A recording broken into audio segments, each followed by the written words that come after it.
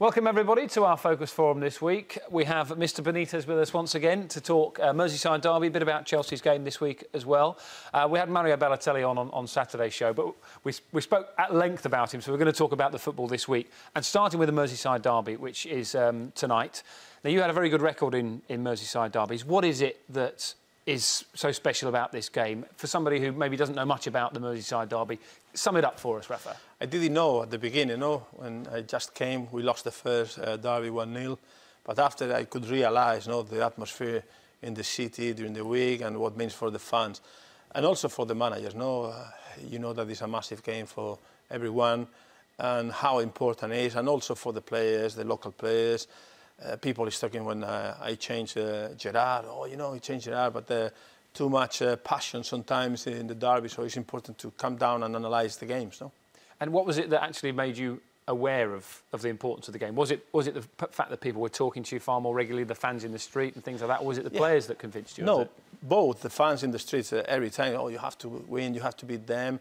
And the opposite, you are fine, but the grief you got when you lost one, yeah. So sometimes I have to be fair. Now I have a better relationship with the Evertonians because they say, you are great for the city. So then why you say this or you say that?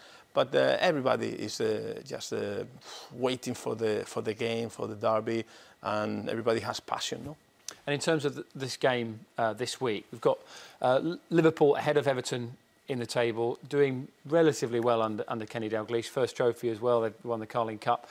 How do you see this one sort of building gently? We've got David Moyes celebrating his decade as manager at Goodison Park as well. Where do you see the power lying on Merseyside at the moment? It will be difficult because always you can talk about the derby, we are at the top of the table, they are at the bottom or the opposite, but it's a derby, so everything can happen. So you cannot say Liverpool will be better or Everton will be better. Both teams, they will put 100%, all the players, and we said before, the passion around. So it's very difficult to say who is favoured in these games.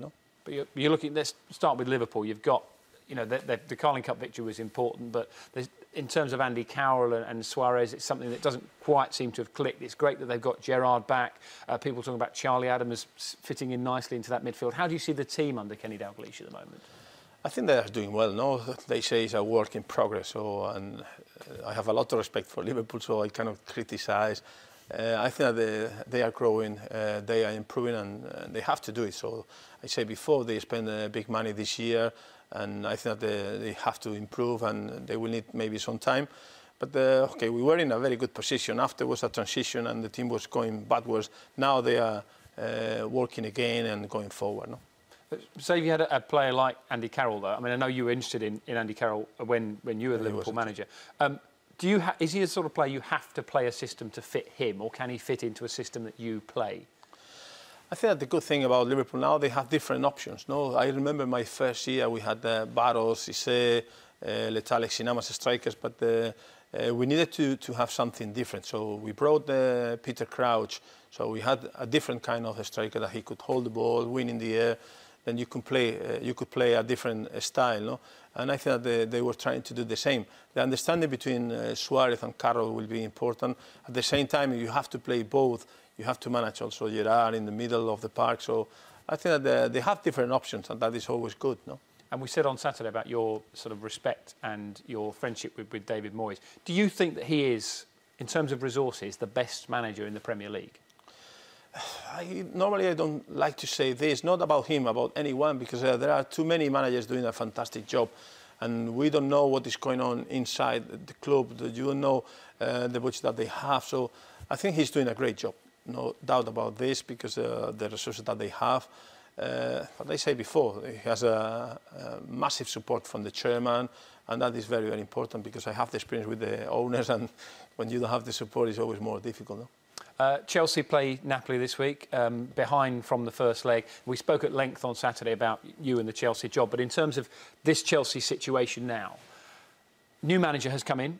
He's had a couple of games under his belt. This is a huge game, not only for Di Matteo, but for the club themselves, isn't it? Yeah, I think so. One of the things that they are always thinking about, Chelsea, is the Champions League. So it's a massive competition for everyone, but especially for them, because they were close with us, with Liverpool, and after at the end they couldn't win the final. So I think it's a massive competition for them, and will be tough because the difficult thing about Napoli is they are really good in counter-attack, so they can be good at home, but especially away. I was watching the Manchester City game. They're so dangerous with Lavezzi between the lines, and they go Hamsik, they go high, Cavani, they stay high, and Lavezzi comes between the lines. And if they have some space, they are quite dangerous in counter-attack. And Di Matteo's spoken about his desire to stick with Fernando Torres, and I know you know Torres very well. Do you remain convinced that he can be as good as he was at the peak of his powers, or has he lost something that will never return? No, I think that I said before, and I say too many times, no, I think that he will come back because he's working hard, he has the desire, he knows, he's clever. He's someone that analyzes the situation, he knows that he's not performing at the level, so he knows that he has to improve, and he's working, trying to improve, no? Lots of people have spoken about Barcelona's high-pressing game for the last few years, but there's another manager, Bielsa at Bilbao. We saw Manchester United perhaps underestimate their game in the first leg of their Europa League tie. How impressed have you been with the way that he's gone about his business and the system that he plays and the way that tactically he works?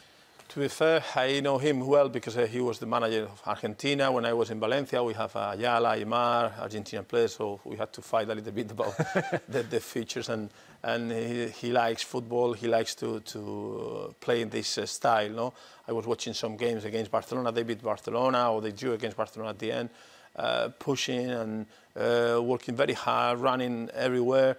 And after they can play. So talking with people of Bilbao, I was talking with some former players that they play for Bilbao, and they were telling me that maybe United, they didn't realize how strong, how good could be Athletic Bilbao because they were not scared. So they said, we will go there, we will press you, and we will play the ball at the same time. Because he has been talked about as a possible future Premier League manager, possibly a Chelsea manager as well. I think on Saturday you described him as mad. Is he a crazy character? It's the nickname that he has. See, he loves to watch a lot of games, DVDs. I remember with my Argentinian players in Valencia, they were telling me he's always watching videos and then pushing.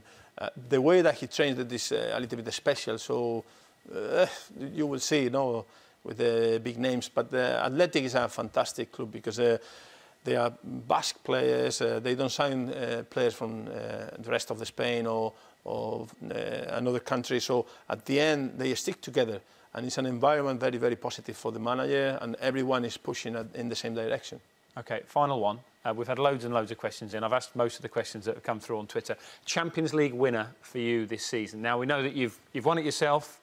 You've been there. You've done the business. Who do you think will take the title this season?